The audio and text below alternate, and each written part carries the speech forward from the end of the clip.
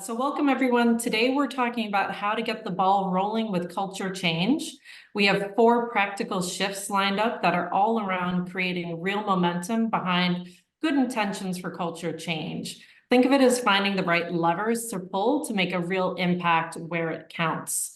The content that we'll be sharing with you, discussing with you today is from an article that was recently published by Leslie and Ned, which is all about building this culture change momentum. We'll pop a link to that article in the chat here. Okay, and if we go to the next slide, please.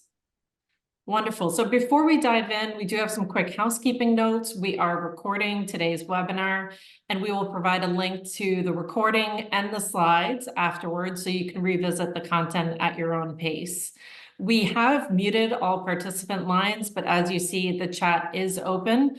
We will be commenting and be active in the chat with you throughout the session. And for any thoughts or comments you'd like to share, please go ahead and pop them in there. We can go to our next slide. So who are your facilitators today? I'll kick us off. My name is Natalie Painchaud. I am an associate partner here at Innosight. I co-lead our organizational transformation practice. Back in 2020, together with 2 colleagues and a client, co-authored the book Eat, Sleep, Innovate, which details how companies across industries have put today's concepts into practice.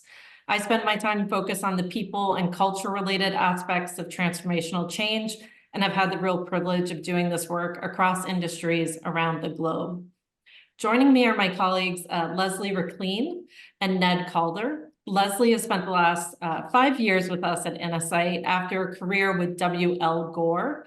Gore has an unusual culture based in many ways the principles we'll share today. During her tenure at Gore, she was involved in initiatives to redefine and return to those foundational cultural elements which had enabled their historical innovation success.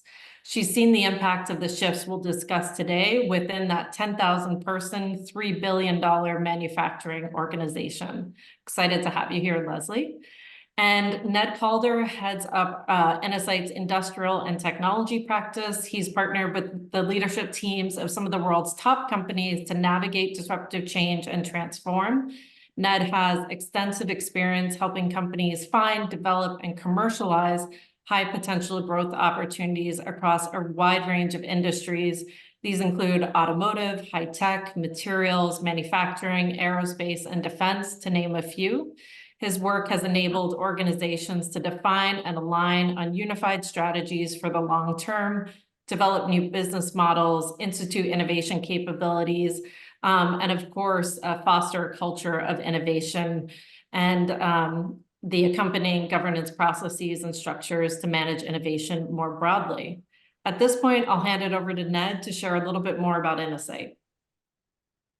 Yeah, that's great. Well, let me also offer my welcome to everybody on the call. Thanks for taking some time out of your day to join us. Looking forward to an engaging conversation.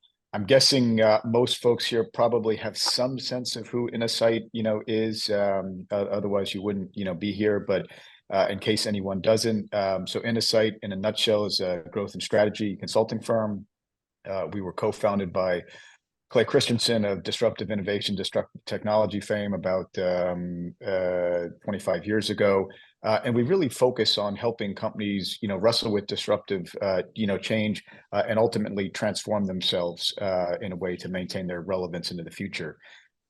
One of the things I think we've learned, having worked on that problem now for over 2 decades, is that only 49% of the answer is strategy. That's important. You've got to have a perspective on where markets are going and how you're going to orient to them and where there's opportunity to create value for yourself and customers.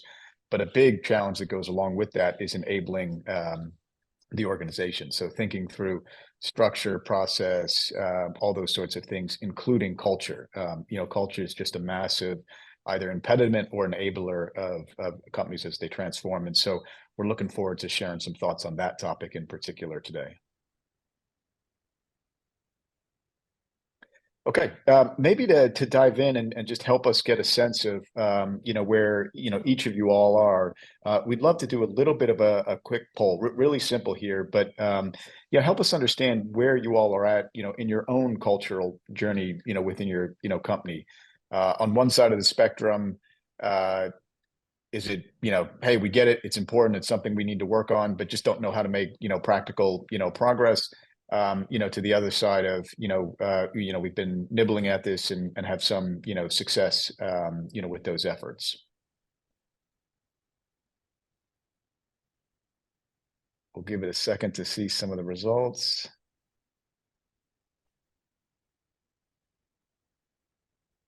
All right, I think we can end the poll now, right, Ned? Let me go ahead and we can share great. those results. Yeah.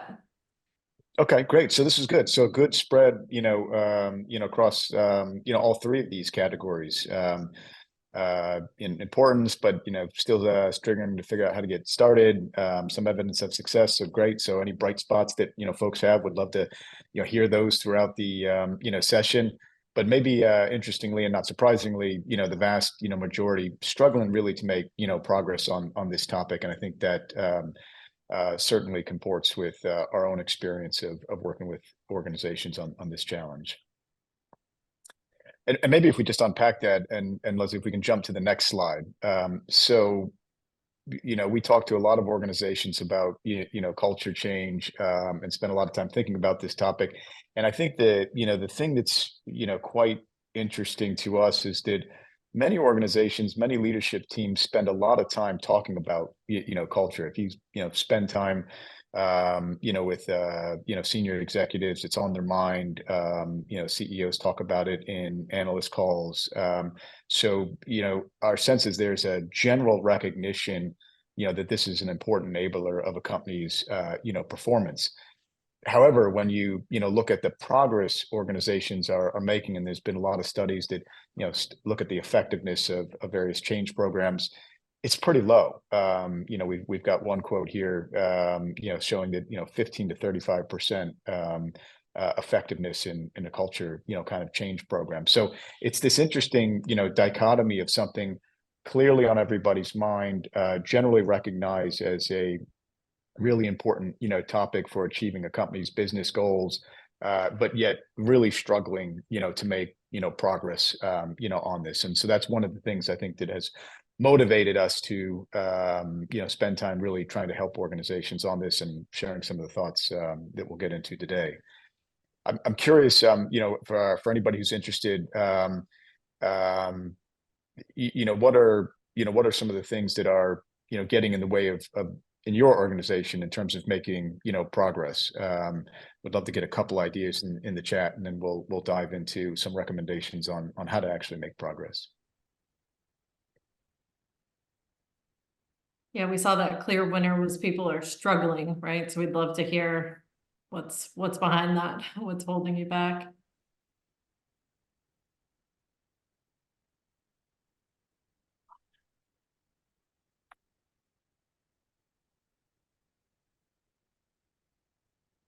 Well, I saw about 25% of people responded with not even sure where to start. So that's probably a pretty big blocker across the board. Mm-hmm.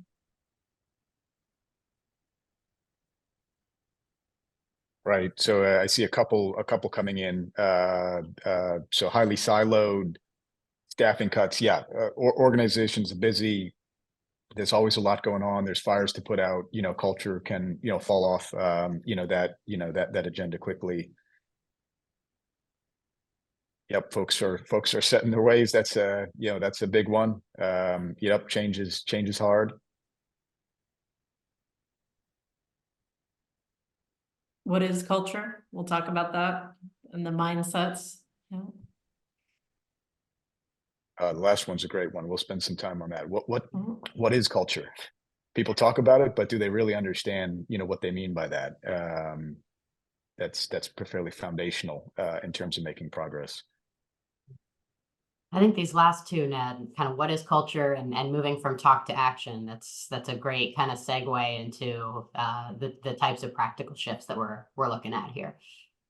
Yeah, I couldn't agree more. So maybe why don't we're going to spend the next bit of time going through each of these four in detail.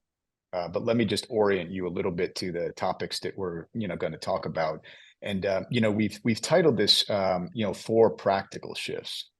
And I think the emphasis is on really on the word, practical. What we're trying to share with you today are not everything, that you could say about culture, not all the things that you could think about, but four really, practical things that we've seen help organizations demystify culture, get really tangible about how to drive, the change, and ultimately, start to see progress in a very meaningful, tangible way. And so to one of the last comments, I think I couldn't agree more that it starts with, the challenge around, well, what actually do we mean, by culture? It's, can be a fairly ambiguous, fluffy academic, term. And, for a lot of organizations, that makes it difficult, to make, progress. And so there's great literature on sort of all the, kind of nuances and, ways to think about kind of what a culture is and the different attributes of it. One of the ways that we found helpful for making progress is to shift the conversation from talking about, culture, to talking about really tangibly, behavior change. Behavior for folks is a very tangible, concept. We can see how people, behave. We can see the behaviors that are getting in the way of the outcomes that we're, looking for. And so therefore they provide a very tangible, specific thing for us to think about. How do we actually get somebody to shift from behaving one way to be shifted to behaving, another way that ultimately is going to lead to the, outcome, we're looking for. So that shift of talking about, culture to talking about specific, behavior change, we found very helpful for getting executives and organizations engaged on this topic and get unstuck in terms of how to start to make, progress. The second one here is really about being thoughtful about what types of behavior change, you need to, drive in your organization. One of the failure modes we see, quite commonly in this area is, companies, they read about or they see, kind of innovative companies in the media, and they see some of the, attributes, cultural attributes of those organizations. And so they just sort of assume that, yeah, we should, grab on and try to bring those into our, organization as well. And the challenge is that those cultural attributes may or may not be relevant for your organization. They may or may not, drive specific business outcomes, that you're, looking for. And so we try to counsel approach that, works backwards from the business goals to what is the, culture or behaviors, needed to, enable those. And so spending a lot of time really figuring out, okay, what are we trying to achieve from a business perspective? And then what specific bespoke, behavioral cultural elements do we need in order to drive, those outcomes? Ultimately, that tends to be, more effective because it's driving the things that, ultimately matter. It also helps to create, focus on a very, smaller, tangible set of things, to direct cultural programs, towards. So that's number two. A third one, which we'll, go, in detail on, and Natalie has written about and extensively, is trying to figure out, okay, if we're trying to get somebody to behave a certain way and they're not doing it today, really deeply understanding what is preventing them, from doing that. Often companies leave it at a very superficial, level and intervene at that superficial level and don't get to the underlying root causes that are getting in the way and influencing how people behave. And unless you ultimately, address those things, you won't really make progress. And so we'll share some ways of understanding and uncovering what those blockers are and really making sure that, your culture change programs are targeting those things fairly explicitly. And then the last one, and I think we see this across lots of organizations. I certainly live it in industrial and engineering, kind of driven organization, is that there's a gravitation towards, kind of the hard points in the organization, organizational structure, process, those sort of hard points to drive the change. And those are really important. You've got to spend, time on them, but it's not the full set of levers. And in fact, we found that really borrowing some of the insights from, behavioral economics and behavioral sciences to think about, small informal nudges that can, move people to behave in a different way can be really, effective, and also have the advantage that, they tend to be easier, to implement. They're not, free. You've got to work at them, and they take time, but they're not, kind of a big, organizational, redesign, which might be necessary, but often, if you can start to nudge people with some of these easier to implement, solutions, that can be a very nice, complement. So we'll spend some time introducing that idea of behavioral nudges, and give a couple examples. So that's going to be our program. We're going to spend the next bit of time going through each one of these four, sharing some examples, unpacking them a bit further. But we'll take any questions as we go through, and would love to hear experiences in any of these as we do it. Great. Well, let's get started on the first one. Thanks, Ned, for that overview. So the first one we want to talk about here is around talking less about culture and more about behaviors. And I love the question that was asked in the chat of like, what do we even mean by culture? It's this ambiguous, completely undefinable term that a lot of people experience differently, even in the same organization, based on where you sit, based on who you work with. I like to think about it as, culture, it's the shadow of our actions. It's not the other way around. So, this is something that I got to learn firsthand at Gore when I was there. As Natalie mentioned, Gore, it's a $3 billion, 10,000 person manufacturing company. It's probably best known for inventing Gore-Tex for those outdoor enthusiasts or people who just prefer to stay dry. There's a lot about Gore's culture that's unique. And for people who love this culture stuff, often Gore comes up in an innovative culture kind of context. What I want to focus on today is kind of Gore's pride in product leadership and that element that has percolated across their culture, right? So when I started there, kind of they indoctrinate all their new hires by talking about this idea. There's 3 different ways that you can win as a company.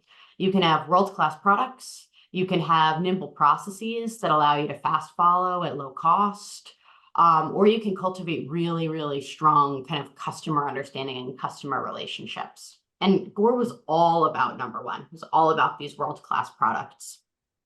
And the way that they did that, the way that they kind of nurtured a set of behaviors which allowed for the propagation of that culture was with what they call the product concept statement. So anytime you're starting a new product, working on a new product, starting to think about developing something new, you start with this sentence. It's a powerful behavior. It helps keep teams aligned and focused on delivering the value. And these statements usually started with a sentence like the only, or the best, or the strongest, right? It's a way of focusing us on how we want this product to lead all others. So what's pictured here is Glide Dental Floss. It's great floss. If you haven't tried it, I definitely, took a spool of scrap home while I was working there. But the product concept statement for Glide Dental Floss is it's easy to use, clinically proven dental floss that slides easily between teeth without shredding. It is really clear what it is this product needs to do, and it describes how it's different than every other product on the market. So by focusing on these product concept statements, it was a way of creating and propagating a behavior that allowed for this product-centric culture. It distilled the essence of the culture of, excellence and innovation into an activity.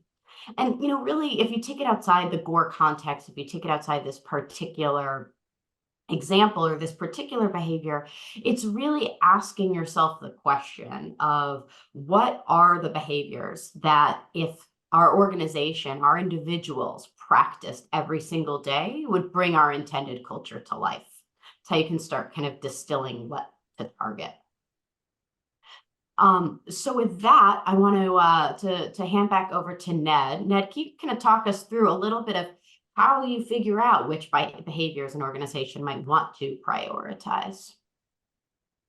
Yeah, it's great. Happy to, and maybe I'll start, with an analog that we see. So we spend a lot of time with organizations, helping them think about, innovation capabilities and how they get better at innovation. And all too often, what we see is, companies will see that, hey, this competitor has a incubator, or a competitor is running ideation sessions, or they've hired a chief innovation officer, and so therefore we need to do those those same things as well.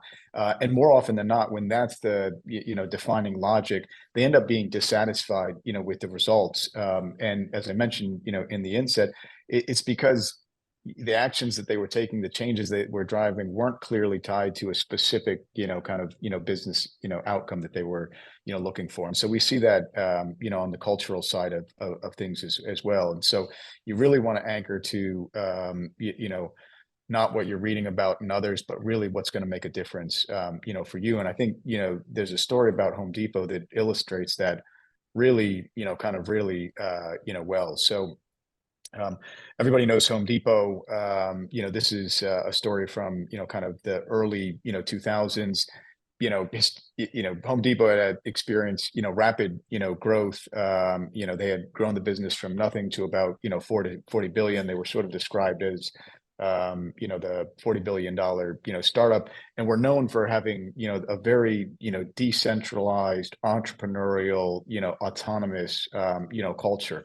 Each of their stores operated intentionally very independently. And the defining logic for that was that, the store manager, by, empowering them and giving them a lot of, accountability, could really customize, the mix and the layout and other things, for their bespoke, kind of region. And obviously they've had a ton of, success with that. But in the early 2000s, they were starting to, experience, some stalls in their growth. They had a, new CEO, come in, who was trying to think about, how do I, get the company to, move to, the next tranche of growth and continue to mature as an organization. And one of the things that he saw, he came over from GE, obviously a company with a very different type of culture, was that Home Depot, they weren't taking advantage at all of their scale. I mean, here they are, this $40 billion company. They were buying them. They had the scale to influence purchasing. They had the scale to do things like put in place training programs to help to cultivate and generate next generations of store managers, but they weren't doing any of that because they had this legacy culture of decentralization, autonomy, kind of entrepreneurial spirit. So one of the change programs that he had to drive was to sort of pull back on those things, and to actually bring more into the center. So he centralized a lot of decision making. He built a more data-driven culture, and really started to change the culture in some fairly fundamental ways, and ultimately saw great success when they could start to take advantage of the scale and the capabilities that Home Depot could distinctly bring from a centralized perspective. And so, one of the reasons, I love this story is because of the counterintuitive nature of it, right? I mean, if you ask people and said, would you like your organization to be more entrepreneurial, have more empowered decision makers? Most people would generally say yes, right? Those are things that feel like they should be obvious. I feel like they should be things that we're trying to, embrace. But for Home Depot's case, that wasn't actually tied to something that was going to drive, their business outcomes, their strategy, their business, performance. And so they had to actually shift that, and create something that was more fit for purpose for what they were trying, to do. So I think it's a wonderful example of really ensuring that there's a tie between your business outcomes and the culture, and not being unduly, kind of influenced by, generalizations about, what a great culture is. Natalie, Leslie, anything you would add to that one? I love that story. I think, and like you say, counterintuitive stories stick. So I think it's a really good one. Okay, great. Well, maybe now is a good transition. So, importance of behaviors, tying those to outcomes. How do you actually then influence those behaviors? Natalie, you want to shine some light on that? Absolutely. And I was excited to see the word mindset show up a lot in the chat when we talked about the blockers. So as we look at this third pivotal shift, that's going from surface level symptoms to underlying blockers of cultural change. we use the iceberg, right? So this is based off of work from Edgar Schein, looking at, this definition of culture as the behaviors, but also those underlying beliefs. And oftentimes that is where those deeply rooted blockers lie. So I'd love to share with you a story from some work that we did with a manufacturing client. And the anecdote is they set out to streamline their innovation pipeline, right? So they wanted to really concentrate resources on the select few projects that would promise the highest returns. Seems straightforward: strategic realignment, prioritize efficiency versus a scattershot approach of the past, where they're working across all of these different projects. However, it was met with some unexpected and persistent change. I would say it was kind of at the bottom of this iceberg here. As Leslie mentioned, there's the shadow culture, right? And in this case, there was an unspoken but very powerful belief that was ingrained, that the employees felt that their career advancement was tied to the number of projects they were involved in. So they would work to attach themselves to as many projects as they could. They wouldn't say no to things. And this mindset or belief that that's what mattered the most, rather than the significance or the success of those projects. So it led to the diffusion of resources, people being spread very thin, and a reluctance to withdraw from projects and say no, which directly conflicted with their strategic direction. And so in this case, together with the company leadership, we did some of what I'll call detective work, cultural archaeology, to dig in to understand what are those things people say of like, everybody knows that's the way it works here. Because oftentimes it's beliefs or sometimes myths, those core assumptions that are driving daily decisions, that are driving people's behaviors. And they discovered that this unspoken rule was misaligned with their newly articulated strategic priorities. And so the first thing companies will go to is things like the incentives, which yes, absolutely matter. And it's a combination of the two, but the experience illustrates the necessity of aligning every aspect of organizational culture, from those more formal systems to the informal norms, with your strategic objectives. And only through really understanding those deep-seated blockers can change effectively happen that will support your organization's mission and strategic vision. Leslie, I think if you click one more here. So this is in our experience, and it sounds like there are a few folks on the line here too who mentioned those mindsets. These blockers, they're so powerful. They can unlock so much, but they're really difficult to diagnose. We do have some suggestions and guidance on how you can do that, though. Yeah, one thing that jumps out to me from reflecting back on the comments in the chat early on, a lot of the comments of what's getting in the way of folks of culture shift is really focused on the top part of the iceberg. It's something like a staffing cut, it's a business model, it's, we're siloed, we're specialized, we have a fixed mindset and won't change. Like it's really getting kind of beyond that to ask, what's underneath of it and what's driving that fixed mindset. What specifically is the fixed mindset about? Yeah.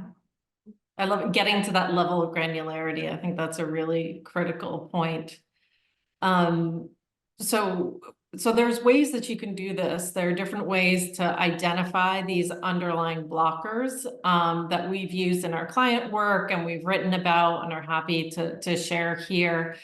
Just a few to highlight. Sometimes, because it can be hard for people to even articulate these. So it does require using the different senses, using some different tools, because oftentimes employees, leaders find it difficult to articulate what these blockers are. So one thing is observing. We've done things like observing a meeting, watching closely the body language. Sometimes you can feel the temperature of the room shift when certain individuals walk in or a certain topic is discussed, and looking for those subtle shifts and cues to understand some of those deeply rooted blockers. We also have qualitative breadcrumbs. There's so much data inside of organizations. There's a lot of qualitative data, right? So there's engagement surveys, comments that people write, Glassdoor reviews, and starting to use the tools that are available today to look for patterns, to understand where there are cues about what some of those blockers might be. Another interesting one that we've done, I'll just call out here, is diaries. So even using journals to check in with people to understand, how did you feel before you came into this meeting? What were you thinking, feeling, and doing before you showed up? And understanding where the discrepancies are between people who play different roles inside of the organization. We have more details on each of these tools in a companion table that we're happy to share with you here. Leslie or Ned, any observations or things you'd like to add about how you've dug into some of these blockers with your clients?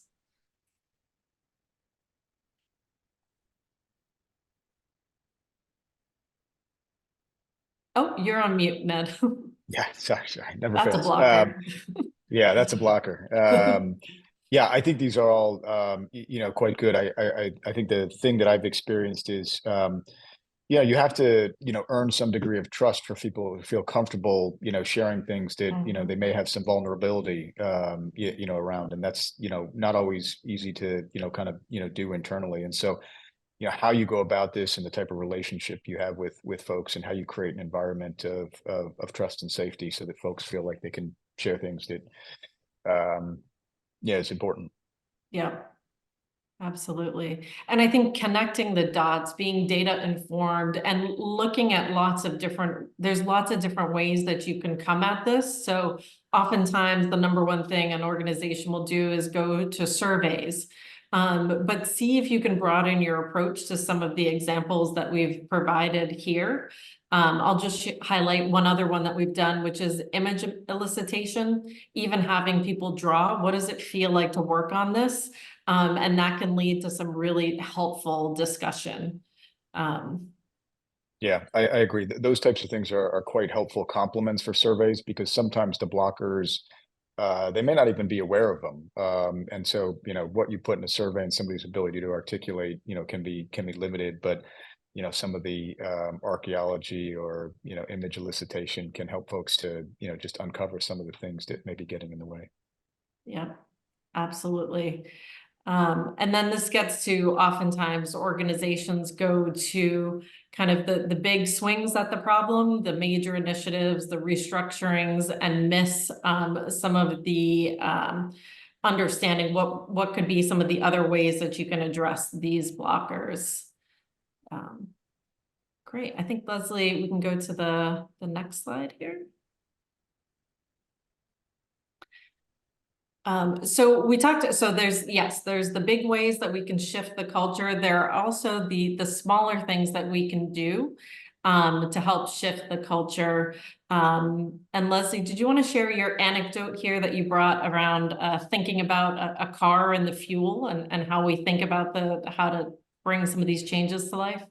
Yeah, absolutely. So, want to do that against kind of this view, right? Perfect. This idea, as Ned described earlier, there's kind of formal and informal ways that structures that you put in place, right? And another way of thinking of that is, you've got your enabling operating model. These are, the structure, the management processes, the promotion tracks, these kinds of things, right? I like to think about this as the body of the car. And you need the body of the car in order to move from point A to point B, but the culture is like the gas, right? So if you have just the body, if you've just the left-hand side and there's no gas in the car, that's that's a real problem. You've got inertia, you're not going anywhere. On the flip side, if you have all of that gas, you have all the the culture, the enthusiasm, the ways of working, but it doesn't have any structure to work inside of, and the organization isn't set up to support that culture, then you end up with just a ton of frustrated individuals. And I'm sure that, you know, many on this call have experienced living on one side or the other of this dichotomy, right? Either you're really energized, you're really excited, and there's nowhere to channel that, right? That it feels like the organization keeps getting in your way. Or you have a great organizational construct. People have thought really hard, put a lot of time into redesigning structures and incentives in order to make it all work, but the culture doesn't match. And so you just keep hitting a wall. So, you know, in order for the car to go, per se, you really, what you need is both sides of this coin. You need to think about the more formal elements. You know, these are the things they're hard to do. They're harder to do right. They take time and a lot of buy-in, and often they're expensive. They're hard to undo. You also need, but they're critical. And you also need the right-hand side, which is so much of what we've been talking today around how to shift behaviors, how to shift beliefs, in order to, you know, to power that culture change. Yeah, I love that analogy. And maybe, Leslie, if you just flip back to the last slide, that really is the focus of where we that we placed in Eat, Sleep, Innovate. It's about the right-hand slide. What was it? The fuel of what are those day-to-day behaviors and habits. And Peter, I love that you brought up the meeting comment in our comments here. Just an example of one of the ways of nudging this behavior. We worked with an organization, DBS Bank, and they were struggling with innovation, right? And they, as a top team, said, what's really getting in our way? And they discovered it was their meeting culture. They said, this is kind of a mundane thing to be focused on, but it's true. Our meetings aren't good. We don't have equal share of voice. We're not making decisions. There aren't clear agendas.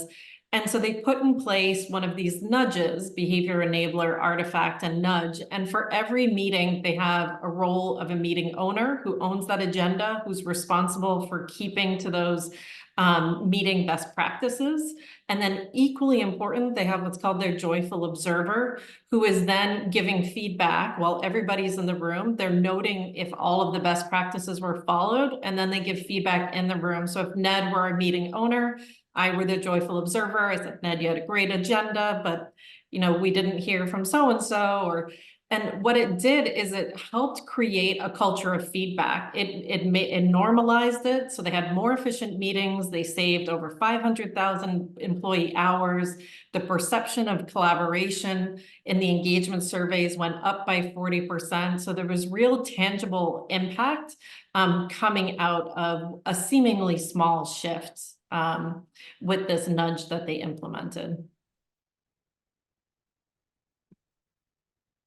And I think with that, Ned, we're going to hand it back to you. I see there's some comments here, including about the floss, Leslie. So let's see, the business thought line for floss. I don't know if you want to address that. Yeah, I just sent Richard a follow-up privately. Wasn't sure I completely understood what he meant by thought line. Happy to answer the question, but if you could share a little more of what you're looking to learn. Great. And any other just questions or comments we'd love to field from the group.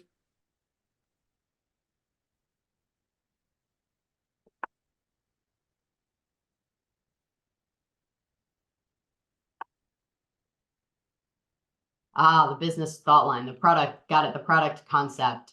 Well, to answer that question, let me pull that back up here. Yeah, the specific sentence was easy to use and clinically proven dental floss that slides easily between teeth without shredding. So I'll throw that back into the chat here. But really kind of at its core, it was about getting very specific and looking at the competitive set in order to say, hey, what does our product need to do in order for it to be the leader? Writing that down and using that to focus the entire development effort. That's such a great example. And I think Ned is with us, but not on video. Here he is. So dramatic entrance back. Ned, we'll hand it over to you. Great. Sorry about that. So I know we're just at time. I'd start by, thanking everybody for spending some time with us today. Love the questions, love the comments. Hope it was helpful.